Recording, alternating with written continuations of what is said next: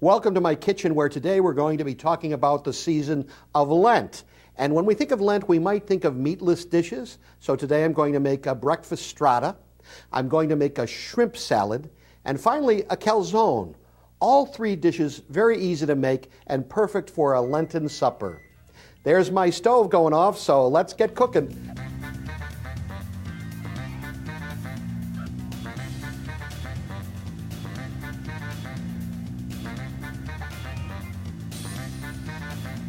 Well, you know, the season of Lent is a time when Catholics and some other Christians as well enter into the reality of Christ who suffered and died for us. And we commemorate this in 40 days leading up to Easter. Probably most people are familiar with Mardi Gras, Fat Tuesday. Fat Tuesday traditionally takes place on the Tuesday, the night before Ash Wednesday. We fill ourselves with rich food so that when we enter into that season of Lent, we can take it easy and think more not about our material or our appetites, those needs, but rather think about Christ and what he did for us. So today, I thought I'd make a few dishes that would be good for Lent. They're very satisfying, they're very filling, they're also really tasty, I think. And we're going to start with a Bread-Strata. Now, what you do is, first of all, it's a real hands-on dish, so I'm going to first wash my hands.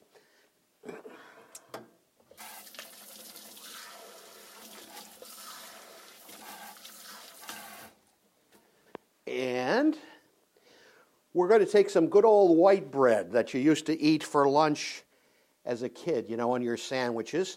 And we're going to just break those up into the bowl. It's about a half a big loaf. Now, you know, you can make this any way you want. It's basically a very simple recipe, but you can make little extra things you want to put into it or don't want to put into it. If you want to, well, by the way, this is a half a panettone. Now, panettone is a bread. It's very, very tasty. It's got some fruit in it, usually some raisins and things. It's a very eggy bread, and it comes from, it's an Italian bread, a holiday bread in Italy. So I had a half a panettone left, so I said, well, that will go in there very well, and that'll add some sweetness as well. Okay, now come the eggs. We're going to use 8 eggs, but remember, this is a dish that could be served. It's going to make a serving for, you know, probably at least 6 to 8 people, okay? So we're going to go in there with 8 eggs.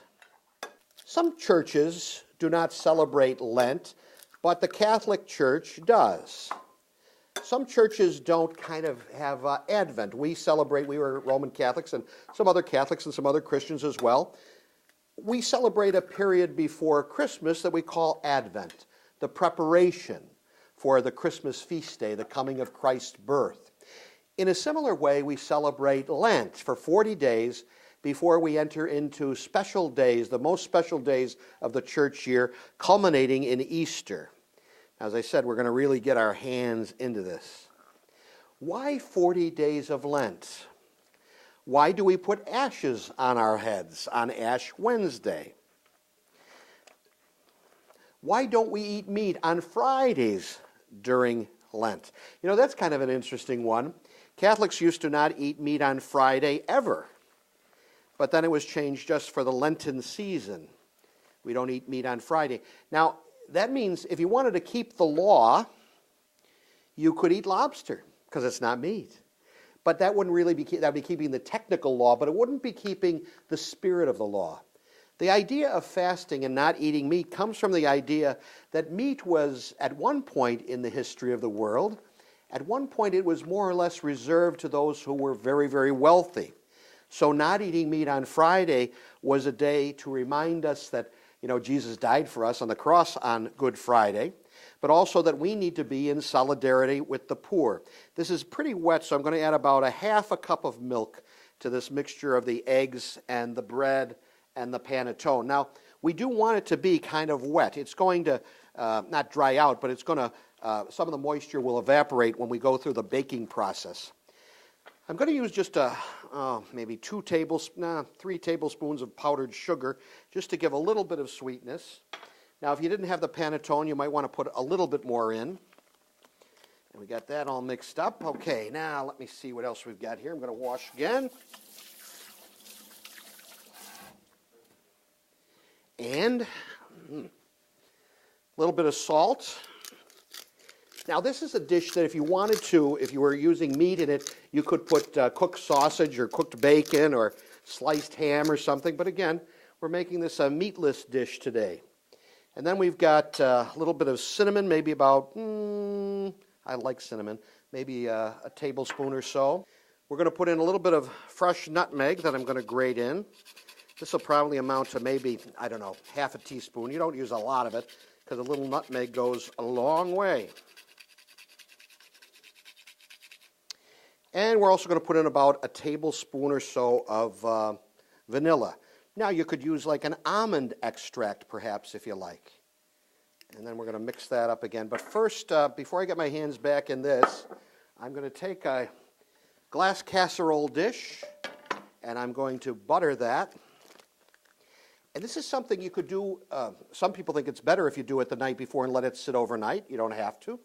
You can do it, and it's done putting it together. You see how easy it is to put together, and you can serve it for a brunch or a breakfast or, you know, nice little treat for the kiddies. Okay. So in this buttered Pyrex glass dish, we're going to put the mixture. Let me mix up this vanilla and everything. Okay. Now, when I serve it, I like to serve it with a little bit of powdered sugar on the top, if you like, and also a little bit of maple syrup. I used to put the maple syrup in, but I think it's better to use it as a condiment so that you're not, you know, overusing the maple syrup.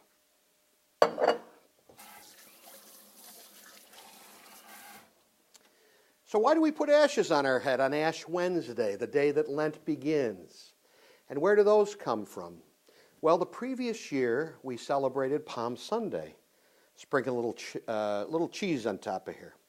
On Palm Sunday, we have these palms to commemorate the entry of Jesus into Jerusalem in triumph. And we save those palms for the year, and then we burn them up for the next year's Ash Wednesday. It's a cool thing because it shows that our liturgical year, our year with Christ, continues to be lived over and over and over again.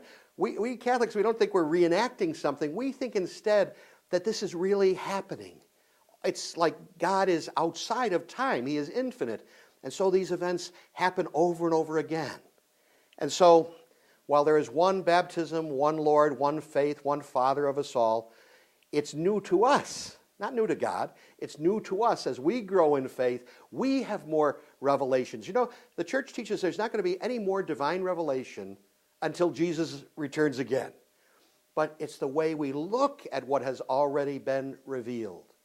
So we take those ashes, those palms, we burn them up, we put them on our foreheads in a little cross, and the priest or the minister who imposes them on our heads says, "You are dust, and unto dust you shall return. Remember that." Or, "Go out and proclaim the gospel, the good news." Both are calls to conversion, to remember that our lives are very brief, but they belong to God. The ashes are put on our heads as we begin the Lenten season, and then hopefully we go into something where we're either doing something to change our lives, to convert our lives. No matter how good we are, everybody can use a little bit of conversion. Now I'm going to stick this one in the oven, but I'm bringing out this strata that's already cooked, and this will go in at a 350-degree oven for about a half an hour, 40 minutes, or until the cheese is melted and bubbly and brown and all very nice. Let me cut a little piece of this out. Okay. Oh, isn't this nice looking? Isn't that? You got the little eggs in there. You got the cheese on the top. Let's do just a little tiny bit of sugar because it is sweet. And a little drop of the maple syrup. Like I said, just like a little condiment over the top. Just a little flavor of that good maple syrup. There we go. Okay.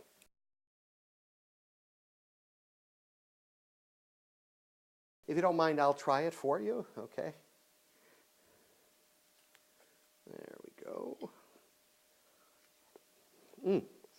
You know, adding that panettone makes a big difference. It's a very nice flavor. You got the eggs, you got the sugar, you got the sweetness, you got the maple syrup and the cheese. Why, it's a meal in itself. There's one breakfast recipe or a brunch recipe for the Lenten season. We'll be back with some more right after this.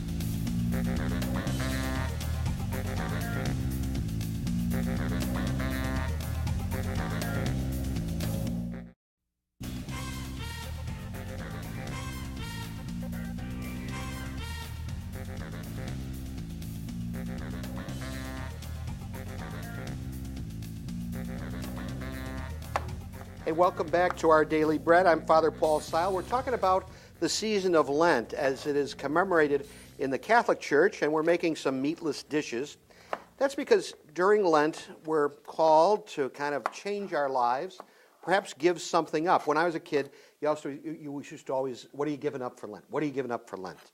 You know, and if you were a smart aleck, you'd say, oh, I'm giving up spinach or something you didn't like, asparagus.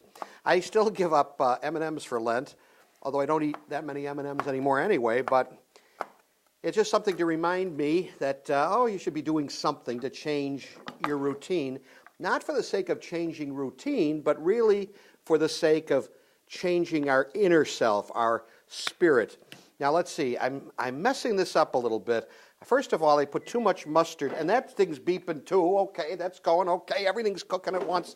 All right, let's see, where am I here?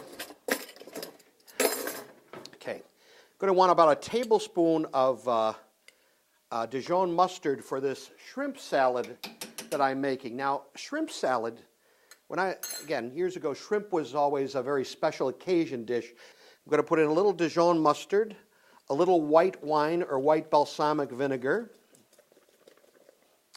just a little drizzle of olive oil to make this dressing. Very simple dressing, nice on a salad too. And you want to really whisk this until it becomes what we call emulsified, so that the acid, the vinegar, and the mustard and the oil break down and kind of come together there. You can see how it's actually thickening as I do this. There we go. See, it gets nice and smooth. And let me just see here if it needs anything. All right. Oh, it's very good, very tasty. That white wine vinegar, the balsamic white, gives it a nice sweetness. Some black pepper, a little bit of ground salt. And what I was going to do, I was going to take sweet potatoes, cook them in the oven till they were firm, and then cube them to put them in as a little color and a little added flavor with the shrimp salad. However, it's not going to work because these are way overcooked. So I'm not going to waste those. I'm going to put a couple in here, and I'm actually going to make it a sweet potato dressing with our shrimp. And we'll both find out how this is, huh? Now, also in here, we're going to put and you don't have to use a red bell pepper, but I am. Again, for a little bit of crunch. There we go.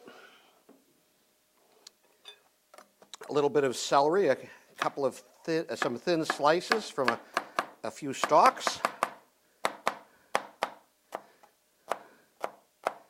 few of those leaves I'm going to throw in too. They won't hurt you. Not celery leaves. There we go. And then we got that. There, we're all mixed up there. Red onion is very popular, so I'm going to take a half of a red onion and put that in. Now, Lent, as I said, is the season that we commemorate, celebrate, remember the life, death, and resurrection of Christ. And in remembering his life, death, and resurrection, we call that the Paschal Mystery. Whenever you hear the words in the church, the Paschal Mystery, it means the life, death, and resurrection of Christ. Lent lasts for 40 days. Why 40 days? Well, if you remember, the Israelites were in the desert for 40 years. Jesus spent 40 days in the desert where he was tempted by the devil before he faced the reality of the cross to die for our sins. So we take 40 days also to remember. But the interesting thing is, while Lent is 40 days long, the Easter season in the Catholic Church is 50 days long. So it's as if good will always win out. It is as if eventually, there may be death, but there's also resurrection. Okay, some nice red onion, as much as you like. Now, that's our basis for this. And like I said, we got a little mashed sweet potato in there, which is really good for you. Sweet potatoes are really good for you, They got vitamins, they got fiber, lots of good things. Now I'm going to take some cooked shrimp that is deveined, cleaned, cooked, no tails on them. It's about That's about a pound of shrimp. Now, when I finish this shrimp salad, what I'm calling a shrimp salad, you could put this over lettuce. You could put it on a sandwich if you cut the pieces small enough. Let me get a spoon here. The salad is kind of a pretty color, isn't it? And it's a little bit different and something you might like to try. And I'm just going to taste a little of the vegetables here.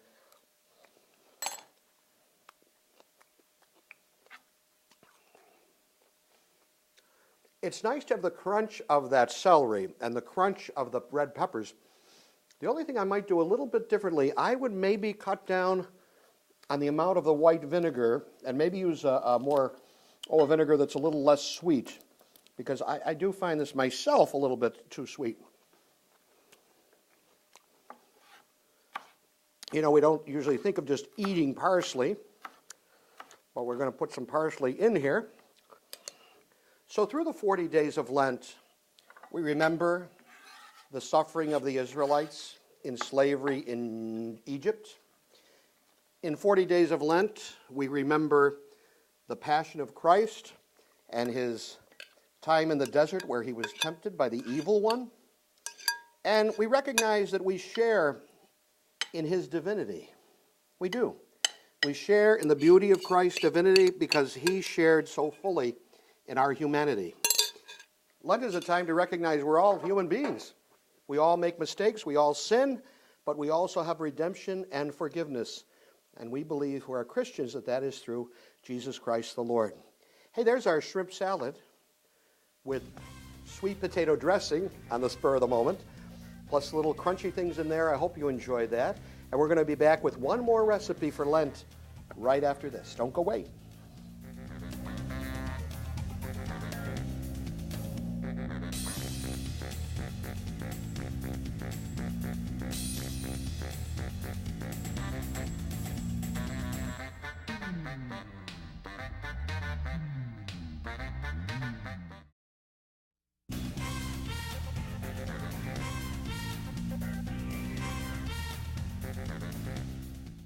Welcome back to our daily bread. We've made some a breakfast dish, some strata, and we made some different kind of shrimp salad that I thought was a little too sweet for me. I would have gone with maybe a less sweet vinegar, but you might like it, or you can always adjust, you know. And now we're going to make some calzone, nice meatless calzone. First of all, you go to your store and you get your pizza dough, unless you can make your own. And we want to get the air bubbles out of there a little bit, knead it a little bit, okay. Now, we're talking about the season of Lent, and the easiest way to start talking about that season, I'm going to cut this in half. The easiest way to start talking about that season is by talking about some of the cliches about Lent. You know, what did you give up for Lent? What are you doing for Lent? No meat on Friday and Lent, you know, all these things. But they all have a deeper meaning. You know, they have the meaning that we're trying to change our lives. We're trying to be different people. Not just different people, but better people. And especially at the beginning of Lent, we hear readings from the book of Isaiah at our Mass that really tells us about, well, the fact that we should be more reaching out to the poor or those who are disenfranchised, those who are really suffering in our world. So we don't eat meat on Friday and Lent because Friday is the day the Lord died for us on the cross, but also because people, you know, didn't have meat a lot, especially the poor. And so I was trying to be in solidarity with them. I'm, by the way, rolling out 2 little chunks of pizza dough. And I'm going to try to get that real flat. And I am going to get it very flat. Here we go. Let me move these over so I can have a little more room here. But really, one of the best ways of understanding what Lent is about is to understand what baptism is about. Because it's during Lent that people in our church start getting ready to be baptized at the Easter Vigil. The Easter Vigil is the most important Mass for Roman Catholics in the year. The Easter Vigil is that time when we get together and we celebrate the passing of Christ from death to life in his resurrection.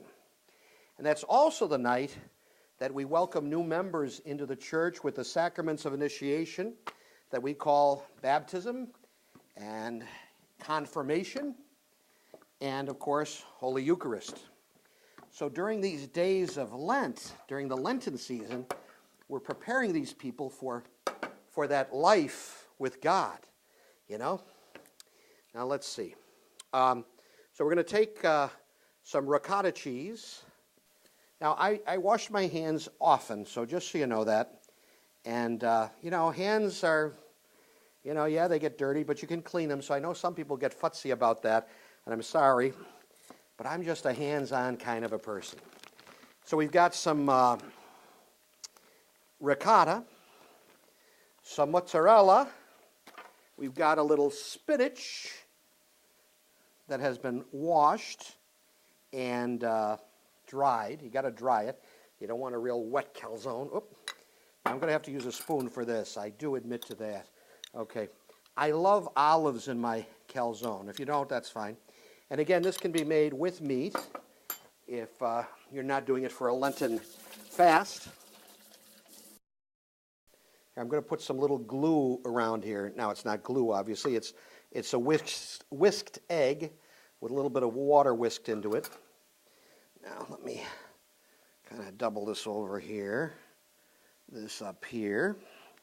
And I want to pinch this. I don't want it to fall apart in the oven, so you want to make sure it's really pinched together. It's really glued together. There we go.